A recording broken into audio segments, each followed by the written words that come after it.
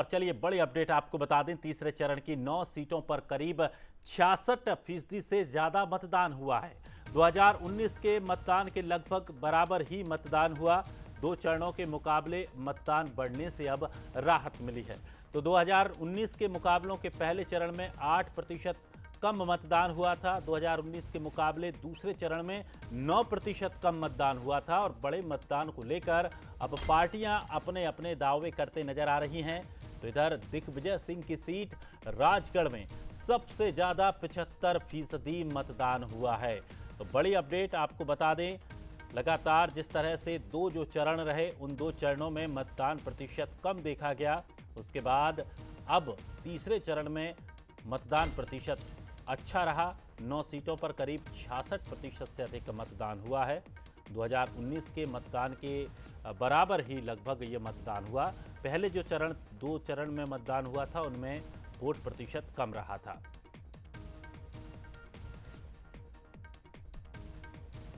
तो आपको बता दें कि 2019 के और 2024 की जब तुलना की जा रही थी तो ये माना जा रहा था कि इस बार जो पहले 2 चरण थे उनमें 8% 9% कम मतदान हुआ। उसके बाद तमाम प्रयास किए गए, लोगों को जागरूक रहने की बात कही गई, मतदान को लेकर थोड़ा सा और प्रयास किया गया और उसका नतीजा ये रहा कि तीसरे चरण में मतदान का जो प्रतिशत है वो बढ़ गया। और निश्चित तौर पर जब मतदान प्रतिशत घटा था तो राजनीतिक दल भी चिंतित थे, इसके अलावा निर्वाचन आयोग भी चिंता में था। लेकिन अब चूंकि अब जिस तरह से मतदान प्रतिशत बढ़ा है तो निश्चित तौर पर अब जो पार्टियां हैं वो अपने अलग अलग दावे करते हुए भी नजर आ रहे हैं। लेकिन जिस तरह से अब वोटिंग प्रतिशत बढ़ा है तो इस वोटिंग प्रतिशत यानी कि ज़्यादा वोटिंग के मायने क्या कुछ हैं वो भी हम समझने का प्रयास करते हैं। चलिए ग्राफिक्स के जरिए आपको दिखाते हैं कि ज़्यादा वोटिंग प्रतिशत के मायने क्या है। देखिए तीसरे चरण में चले आक्रामक चुनाव का क्या ये नतीजा है। बड़े चेहरे भी इस तीसरे चरण के चुनाव में थे, क्या उनकी वजह से वोटिंग प्रतिशत बढ़ा है। 2 चरणों के बाद बीजेपी ने भी तमाम कोशिशें की और बूथ बूथ पर प्रयास किया कि मतदाताओं को ज़्यादा से ज़्यादा पोलिंग बूथ पर पहुंचाया जाए। तो क्या ये एक बड़ा फैक्टर है। तो निश्चित तौर पर चुनाव आयोग भी लगातार कोशिशें ज़्यादा वोटिंग को लेकर इस 2 चरणों के बाद प्रयास में लगा रहा, क्या उसका ये नतीजा है। तो निश्चित तौर पर ये वो बड़े सवाल हैं, ये वो मायने हैं कि क्या इनकी वजह से वोटिंग प्रतिशत में बढ़ोतरी देखने को मिली है।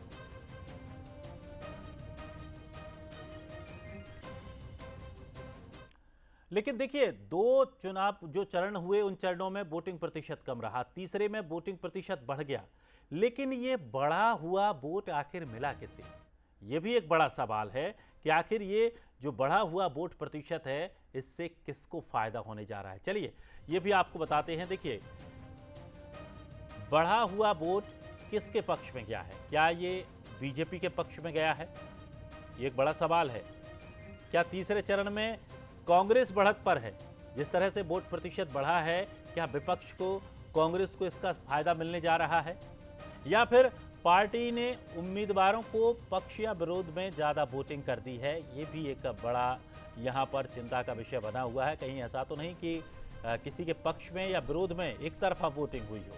तो निश्चित तौर पर ये भी जो सत्ताधारी दल हैं हालांकि वो अपने अपने दावे कर रहे हैं, लेकिन सबसे बड़ी बात यह है कि जो वोटिंग प्रतिशत बढ़ा है, अगर ये एक तरफा बढ़ा है तो निश्चित तौर पर किसी भी एक दल को एक बड़ा फायदा ये देने वाला है। लेकिन चलिए अब आपको थोड़ा सा डिटेल में ये भी बता देते हैं कि मध्य प्रदेश में कहाँ कितना प्रतिशत मतदान हुआ है। देखिए 9 सीटों पर चुनाव थे।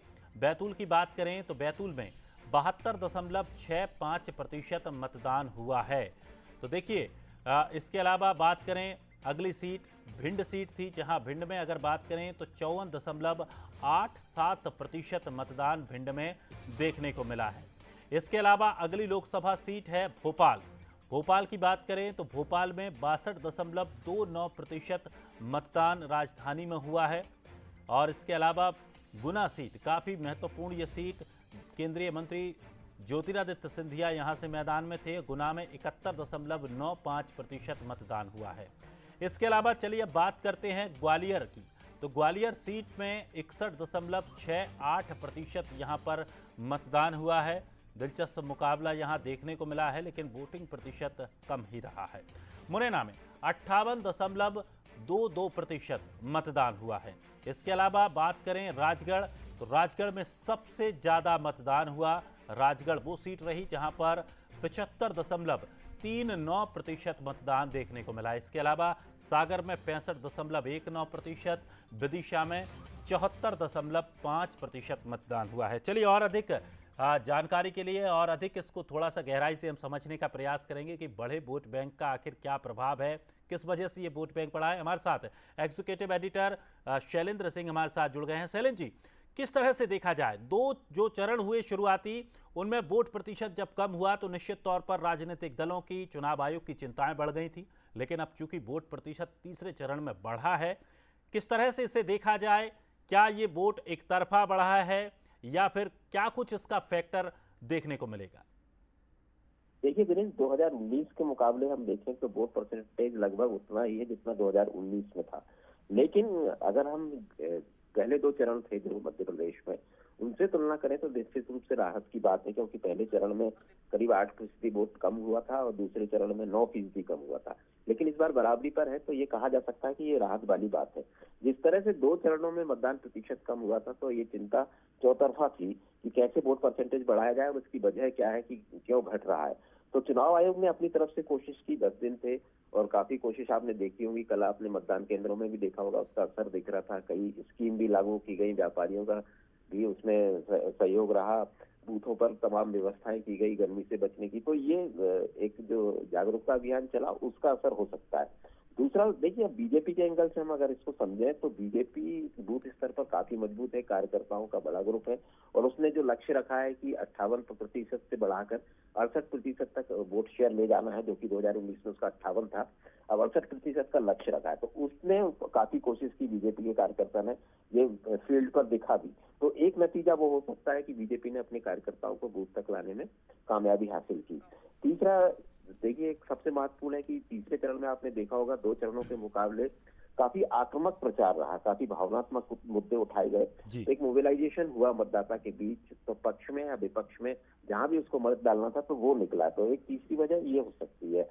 तो ये तीनों चारों वजह मिलकर हम कह सकते हैं कि वोट परसेंटेज बढ़ने का की वजह हो सकती है। अब सवाल ये उठता है कि इसमें एक वजह और है दिनेश, हम कह सकते हैं कि इस चरण में आपने देखा होगा कि मध्य प्रदेश में खासतौर से काफी बड़े चेहरे थे, चाहे फिर वो दिग्विजय सिंह हो, शिवराज सिंह चौहान हो या ज्योतिरादित्य सिंधिया हो। और आप अगर लिस्ट देखेंगे तो ये 3 सीटों पर काफी वोट हुआ है। खासतौर से राजगढ़ में 75% से ऊपर गया है, विदिशा में 74% है और गुना में भी वोट परसेंटेज अच्छा है। तो इन चेहरों को या तो पक्ष में या विपक्ष में जो भी हो, तो बड़े चेहरों के भी एक इसकी वजह हो सकती है। तो ये 4-5 कारण है वोट शेयर बढ़ने का। अब सवाल ये उठता है कि ये वोट गया कहाँ है अगर बढ़ा है तो इसमें ऐसा माना जाता है, हालांकि अब विश्लेषण काफी बदल गए हैं, वोट परसेंटेज और नतीजों के मायने जो पहले इक्वेशन होती थी वो अब काफी बदले हुए ढंग से देखी जाती है, क्योंकि वोट करने का पैटर्न बदला है। अब पहले ऐसा होता था कि गांव का गांव एक साथ वोट करता था या परिवार के परिवार एक साथ वोट करते थे, लेकिन अब आपने देखा होगा कि एक ही परिवार में कई पार्टियों को वोट अलग अलग सदस्य देते हैं। तो इसलिए वो विश्लेषण तो अब काम नहीं आता कि ज्यादा वोट गया है तो कहाँ गया है। हाँ, लेकिन ये माना जाता रहा है परंपरागत रूप से कि बीजेपी जब वोट बढ़ता है तो बीजेपी को उसका फायदा मिलता है।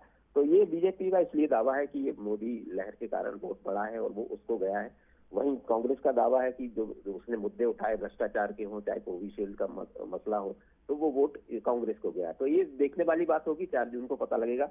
लेकिन ये राहत वाली बात है लोकतंत्र के लिए कि वोट परसेंटेज दो चरणों के मुकाबले बढ़ा है। जी दिनेश। चलिए, शुक्रिया शैलेंद्र जी, निश्चित तौर पर। लेकिन अब इसका फायदा किसको होगा, ये देखना बड़ा दिलचस्प होगा और इसके लिए आपको इंतजार करना होगा 4 जून का, क्योंकि 4 जून को बन